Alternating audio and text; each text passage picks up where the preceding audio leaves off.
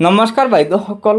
সদৌ অসম প্ৰাথমিক আৰু উচ্চ প্ৰাথমিক বিদ্যালয়ৰ মধ্যাহ্ন ভোজনৰ ৰান্ধনী সহায়িকা সন্থাই আজি ৰাজ্যৰ ৰন্ধনকৰ্মী সহায়িকা আৰু অসম চৰকাৰলৈ কেইবাটাও গুৰুত্বপূৰ্ণ সিদ্ধান্তৰ বিষয়ে অৱগত কৰিছে।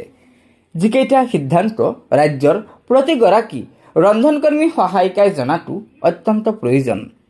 হয় বাইদেউসকল, এয়া চাওক, সদৌ অসম প্ৰাথমিক আৰু উচ্চ প্ৰাথমিক বিদ্যালয়ৰ মধ্যাহ্ন ভোজন ৰান্ধনী সহায়িকা সন্থাই এই বিজ্ঞপ্তিখন প্ৰকাশ কৰিছে। বিজ্ঞপ্তিখনৰ জৰিয়তে প্ৰথমতে জনাইছে যে সদৌ অসম প্ৰাথমিক আৰু উচ্চ প্ৰাথমিক বিদ্যালয়ৰ মধ্যাহ্ন ভোজন ৰান্ধনী সহায়িকা সন্থা প্ৰথমটো সিদ্ধান্তৰ বিষয়ে জনাইছে। অহা ২৭ ফেব্ৰুৱাৰীত ১ লাখ ৰন্ধন কৰ্মীয়ে কপাই তুলিব দিছপুৰ। হয় বাইদেউসকল, ৰন্ধনকৰ্মী সহায়িকা সন্থাই তেওঁলোকৰ ন্যায্য দাবীসমূহ পূৰণ কৰাৰ স্বাৰ্থত অহা ২৭ ফেব্ৰুৱাৰীত ১ লাখ ৰন্ধন কৰ্মীয়ে কপাই তুলিব দিছপুৰ। ২ নম্বৰ সিদ্ধান্তৰ বিষয়ে কৈছে, চৰকাৰৰ ৰঙা চকু ভয় নকৰে ৰন্ধন কৰ্মীয়ে।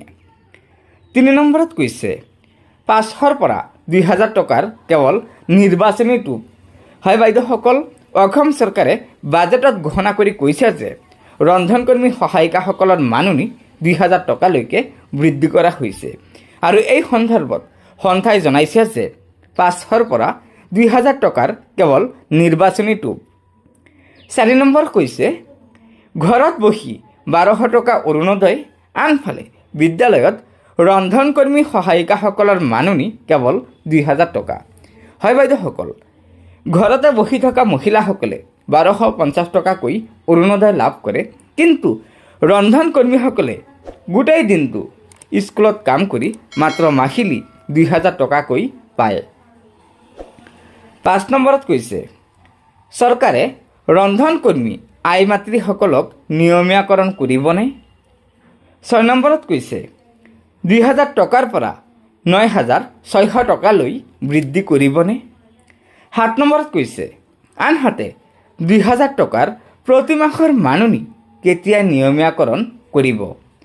হয় বাইদেউসকল, সদৌ অসম প্ৰাথমিক আৰু উচ্চ প্ৰাথমিক বিদ্যালয়ৰ মধ্যাহ্ন ভোজন ৰান্ধনী আৰু সহায়িকা সন্থাই উল্লেখ কৰা এই ৭টা মূল দাবী পূৰণ কৰাৰ স্বাৰ্থত অহা ২৭ ফেব্ৰুৱাৰীত ১ লাখ ৰন্ধন কৰ্মীয়ে কপাই তুলিব দিছপুৰ।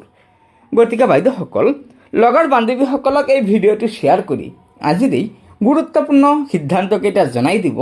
লগতে নতুনকৈ অহা বাইদেউসকলে অনুগ্ৰহ কৰি আমাৰ এই চেনেলটো ছাবস্ক্ৰাইব কৰি ল'ব। গতিকে আজিৰ ভিডিঅ'টো ইয়াতে সমাপ্ত কৰিলোঁ। ধন্যবাদ। জয় আই অসম।